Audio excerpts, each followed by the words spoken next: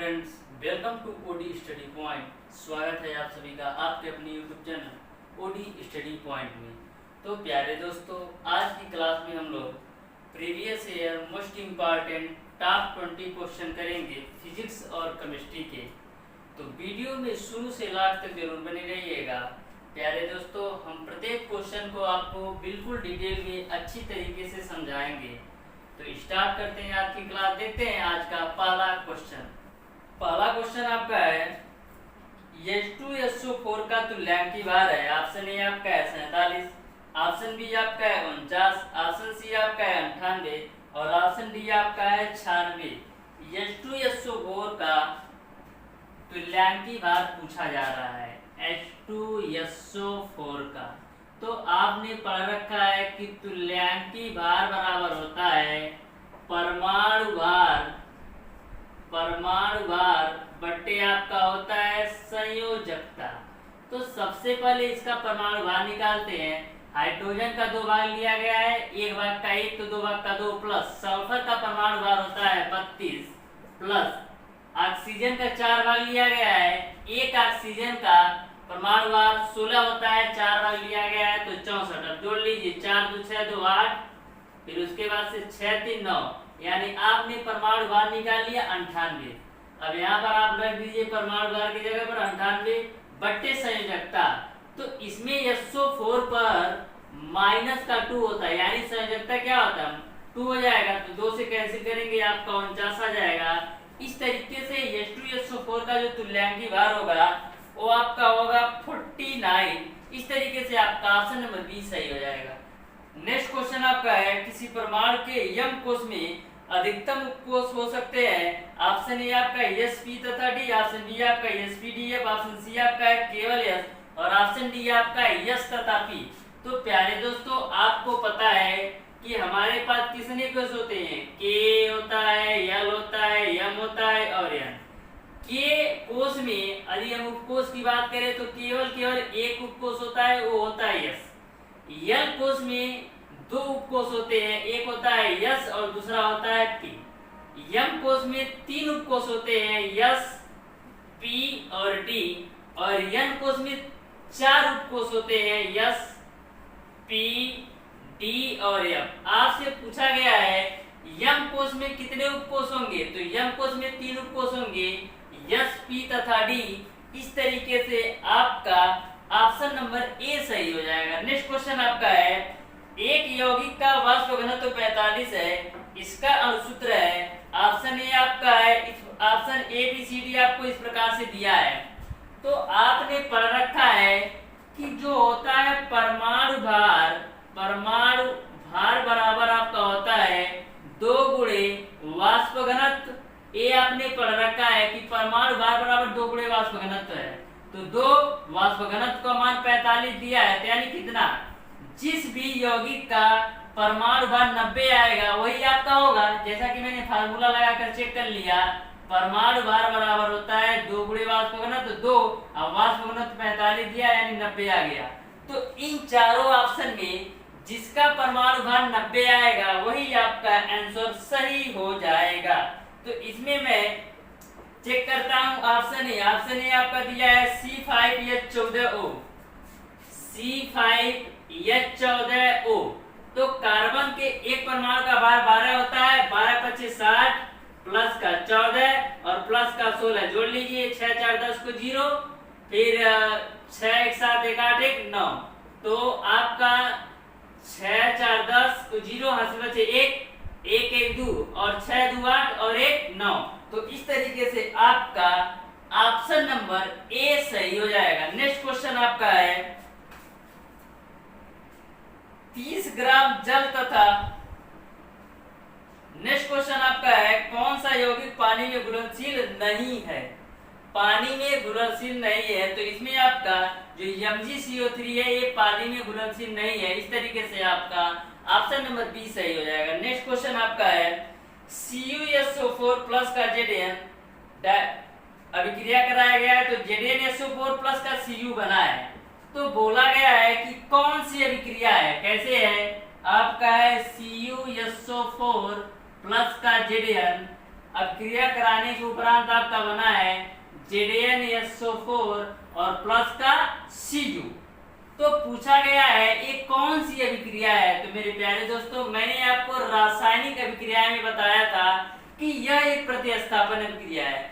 प्रतिस्थापन अभिक्रिया इसलिए है क्योंकि कॉपर का जो स्थान है वो Zn ले रहा है। देखिएगा यहाँ पर जो जिंक है वो कॉपर का स्थान ले रहा है, तो यहाँ पर ZnSO4 प्लस का Cu को बाहर कर दे रहा है। यानी Zn जो है, जिंक जो है, कॉपर का स्थान लेकर के कॉपर को फ्री कर दे रहा है। इस तरीके से यह प्रतिस्थापन अभिक्रिया है। इस तरीके से आपका ऑप्शन नंबर डी सही हो जाएगा। नेक्स्ट क्वेश्चन आपका है अमोनिया गैस सोडियम के साथ क्रिया करके बनाते हैं। ऑप्शन ए आपका है सोडियम हाइड्राइड, ऑप्शन बी आपका है सोडियम नाइट्राइड, ऑप्शन सी आपका है सोडामाइड और ऑप्शन डी आपका इनमें से कोई नहीं। तो अमोनिया गैस सोडामाइड के साथ क्रिया करके, सोडियम के साथ क्रिया करके सोडामाइड बनाती है। इस तरीके से आपका ऑप्शन नंबर सी सही हो जाएगा। नेक्स्ट क्वेश्चन आपका है हाइड्रोजन सल्फाइड गैस अम्लीय पोटेशियम डाइक्रोमेट के विलयन के साथ अभिक्रिया करके विलयन के रंग को ऑप्शन ए उड़ा देती है, ऑप्शन बी लाल कर देती है, ऑप्शन सी हरा कर देती है और ऑप्शन डी कोई अभिक्रिया नहीं होती है। तो हाइड्रोजन सल्फाइड गैस अम्लीय पोटेशियम डाइक्रोमेट के साथ क्रिया करके विलयन का रंग हरा कर देती है। इस तरीके से आपका ऑप्शन नंबर सी सही हो जाएगा। नेक्स्ट क्वेश्चन आपका है सामान्य फिटकिरी है। तो आपको ध्यान में रखना है, एक क्वेश्चन बहुत बार पूछा गया है। सामान्य फिटकिरी का सूत्र होता है K2SO4 into Al2SO4 का थ्रायस इंटू का 24H2O। तो इस सूत्र को आप लोग ध्यान में रखिएगा। फिटकिरी का सूत्र मैक्सिमम बार पॉलिटेक्निक एंट्रेंस एग्जाम में पूछ लिया जाता है। इस तरीके से आपका ऑप्शन नंबर ए सही हो जाएगा। नेक्स्ट क्वेश्चन आपका है आधुनिक आवर्त सारणी में तत्वों को रखा गया है। ऑप्शन ए आपका है परमाणु भार के वृद्धि क्रम में, ऑप्शन बी आपका है परमाणु क्रमांक के वृद्धि क्रम में, ऑप्शन सी आपका है अणुभार के वृद्धि क्रम में और ऑप्शन डी आपका है वाष्प घनत्व के वृद्धि क्रम में। तो आधुनिक आवर्त सारणी में तत्वों को परमाणु क्रमांक के वृद्धि क्रम में रखा गया है। इस तरीके से आपका ऑप्शन नंबर बी सही हो जाएगा। नेक्स्ट क्वेश्चन आपका है 100 लीटर H2 से संयोग करने के लिए O2 का आयतन लेना होगा। 100 लीटर H2 आपका है, O2 से संयोग करने के लिए कितने लीटर O2 की आवश्यकता होगी।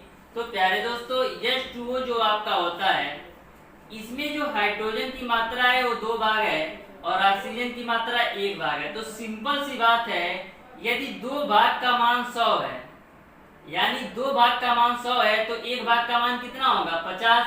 तो इस तरीके से जो ऑक्सीजन की जरूरत पड़ेगी वो आपका 50 लीटर। इस तरीके से आपका ऑप्शन नंबर सी सही हो जाएगा। नेक्स्ट क्वेश्चन आपका है C2H2 की सजातीय श्रेणी एवं IUPAC नाम क्रमशः है। C2H2, तो सबसे पहले C2H2 का IUPAC नाम क्या होगा। तो C2H2 के बीच ट्रिपल बॉन्ड होता है इस तरीके से, तो इसका नाम तो एथाइन है।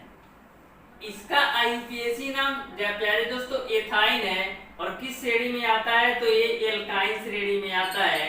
इस तरीके से एल्काइन और एथाइन होगा। इस तरीके से आपका ऑप्शन नंबर बी सही हो जाएगा। नेक्स्ट क्वेश्चन आपका है कच्चे फलों को पकाने में प्रयोग की जाती है। 4 ऑप्शन आपको दे दिया है। इसके पहले जो मैंने वीडियो बनाया था ऑलरेडी मैं बता चुका हूँ कि कच्चे फलों को पकाने के लिए एथिलीन का प्रयोग होता है। जो एथिलीन का रासायनिक सूत्र होता है C2H4। इस तरीके से आपका C2H4, इस तरीके से आपका ऑप्शन नंबर सी सही हो जाएगा। नेक्स्ट क्वेश्चन आपका है एल्काइन का सामान्य सूत्र है। एल्काइन का जो सामान्य सूत्र होता है CnH2n- होता है एल्काइन का। ये एल्काइन का सामान्य सूत्र होता है। तो इस तरीके से आपका ऑप्शन नंबर सी सही हो जाएगा। यहीं पर यदि एल्कीन का पूछे तो CnH2n होगा और एल्केन का पूछे तो CnH2n+2 होगा। नेक्स्ट क्वेश्चन आपका है जब सोडियम एसीटेट सोडा लाइम के साथ अभिक्रिया करता है तो बनाता है सोडियम एसीटेट। तो सोडियम एसीटेट का जो सूत्र होता है CH3COONA, ये सोडियम एसीटेट है। इसको बोला गया है सोडा लाइम यानी NaOH के साथ आपको क्रिया कराना है। तो अभी क्रिया कराने पर आपका बनता है CH4 प्लस का Na2CO3।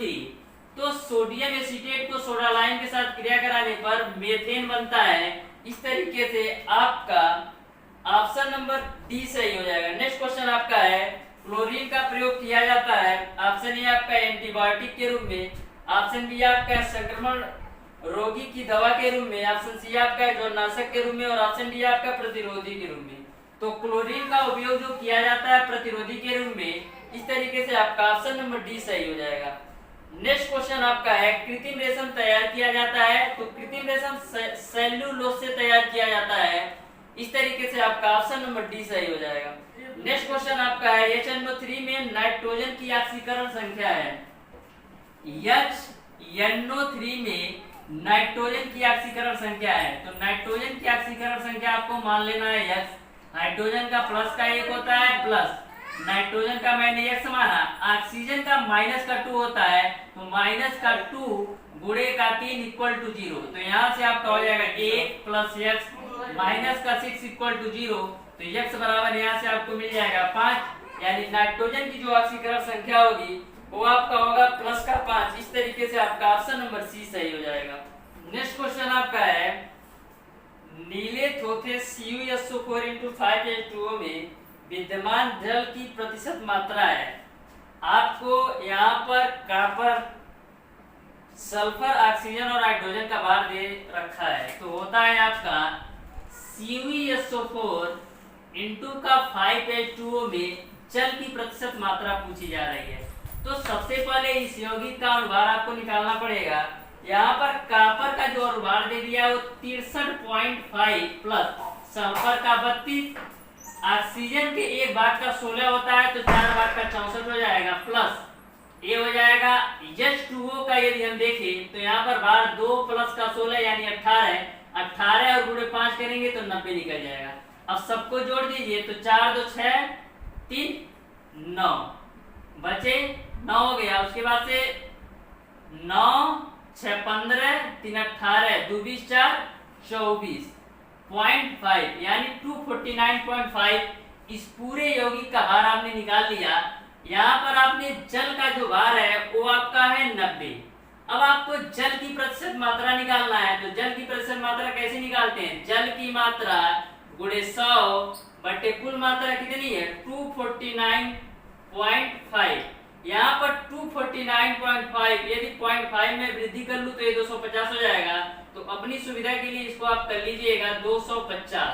तो 5 बचे 25, 5 दूना 10, उसके बाद से 5 से काट दीजिए तो 5 18 बचे 90 यानी 18 दूना 36। इस तरीके से आपका ऑप्शन नंबर डी सही हो जाएगा। नेक्स्ट क्वेश्चन आपका है किसी धातु के क्लोराइड में 60% क्लोरीन है तो धातु का तुल्यांकी भार। धातु के क्लोराइड में 60% क्लोरीन है। यदि क्लोरीन आपका 60% है तो धातु कितना होगा? धातु आपका होगा 40%। तो पूछा जा रहा है कि तुल्यांकी भार होगा। तो धातु का तुल्यांकी भार बराबर होता है धातु की मात्रा बटे क्लोरीन की मात्रा गुणे 35.5। इसको आप सॉल्व कर लीजिएगा तो यहाँ से 1 0 से 1 0 कैंसिल। इसको आप सॉल्व करेंगे तो आपका जो आंसर होगा वो 23.67 आएगा। इस तरीके से आपका ऑप्शन नंबर ए सही हो जाएगा। नेक्स्ट क्वेश्चन आपका है प्यारे दोस्तों CuSO4 के घोल में 50 मिली एम्पीयर धारा 9650 सेकेंड तक प्रवाहित की गई। कॉपर की मात्रा विक्षेपित हुई। 4 ऑप्शन आपको दे दिया गया है। तो इस क्वेश्चन का आंसर आप लोग कमेंट बॉक्स में कमेंट करके जरूर बताइएगा। वीडियो अगर पसंद आया हो तो ज्यादा से ज्यादा लाइक शेयर और सब्सक्राइब जरूर कीजिएगा। बेल आइकन दबाना बिल्कुल मत भूलिएगा जिससे मैं लेटेस्ट आने वाली वीडियो आपको मिलती रहे सबसे पहले। धन्यवाद।